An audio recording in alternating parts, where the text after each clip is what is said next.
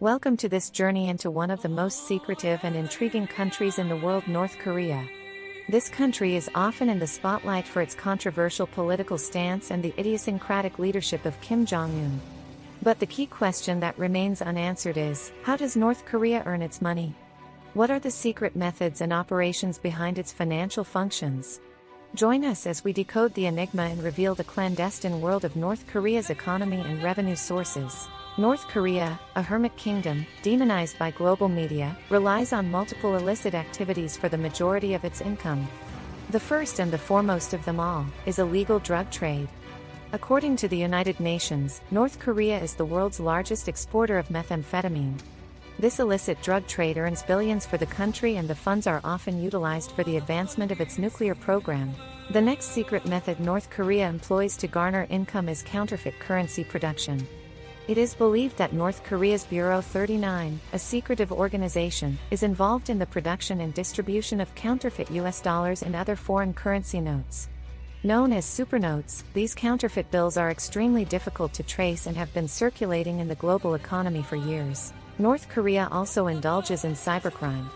In the modern age of digital finance, cybercrime has become a lucrative way for the country to earn large sums of money.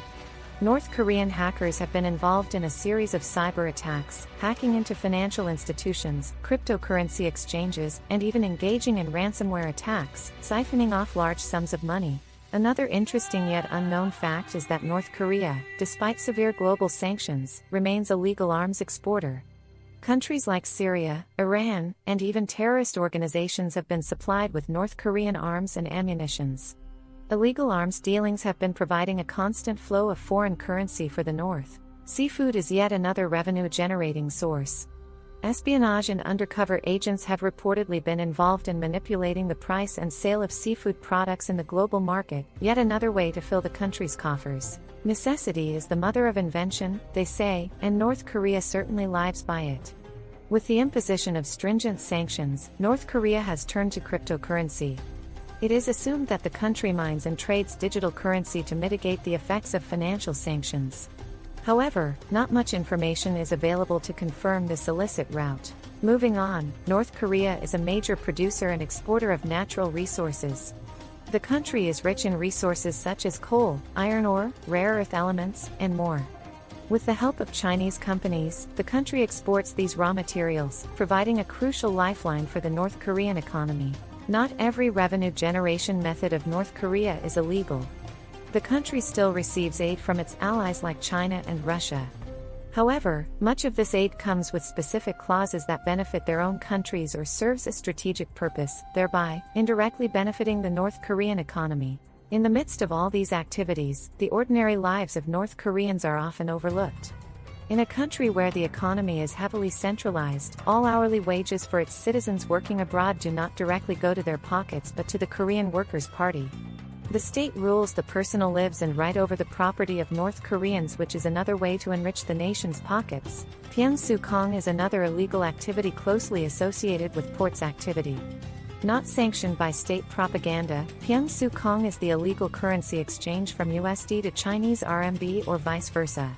Carried out on a very small scale, it's a desperate last resort for the impoverished people of North Korea to make ends meet. Rounding off the discussion, the tourism industry of North Korea is yet another sensitive yet revealing sector.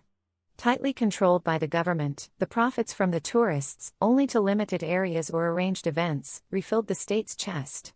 Most often, the economic profits were merely a partial motivator for opening these unknown areas to the world. Finally, to further broaden our understanding, it's crucial to touch upon the role of Kim Jong-un in this entire economic spectrum of illicit activities.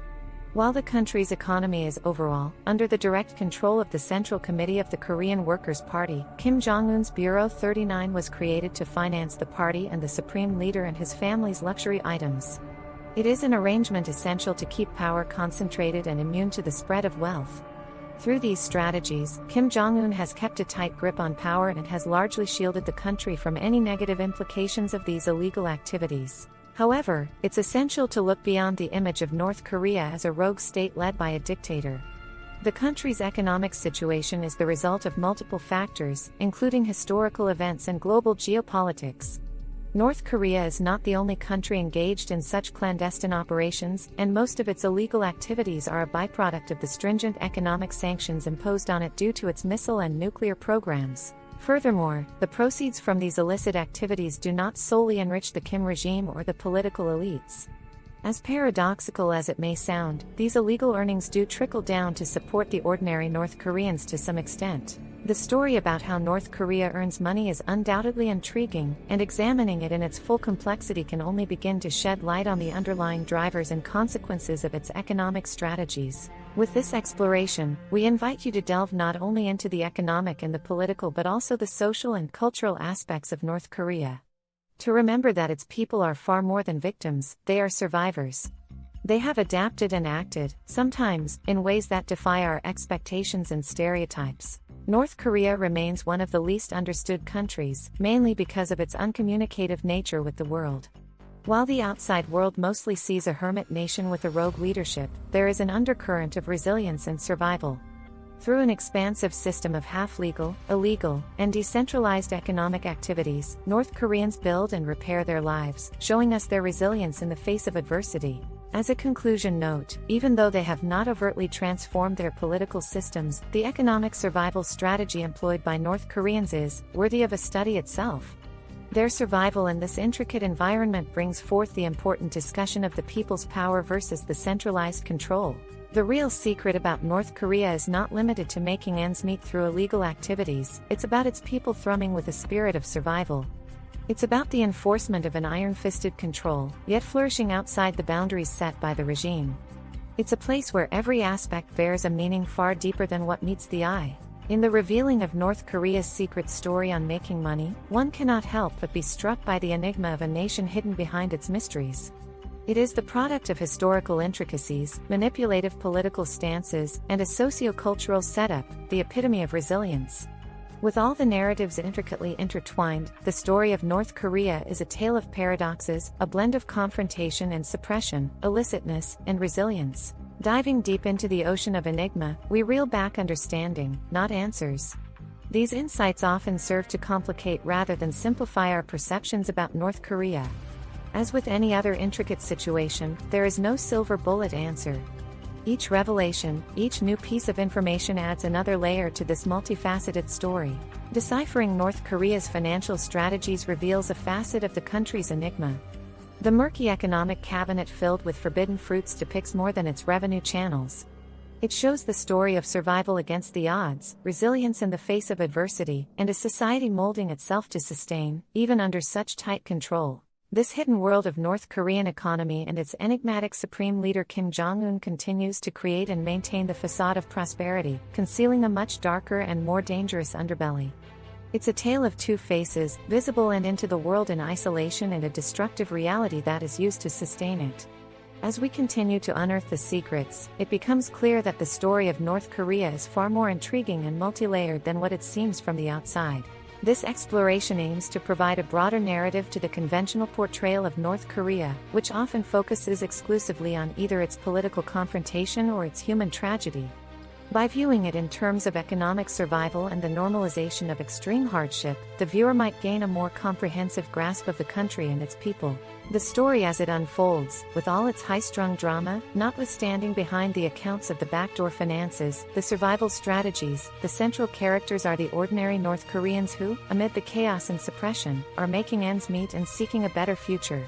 There are layers upon layers to be unveiled, each one shrouded in the fog of war, the secrecy of a controlled narrative, and the distortion of continuous ideological proselytization.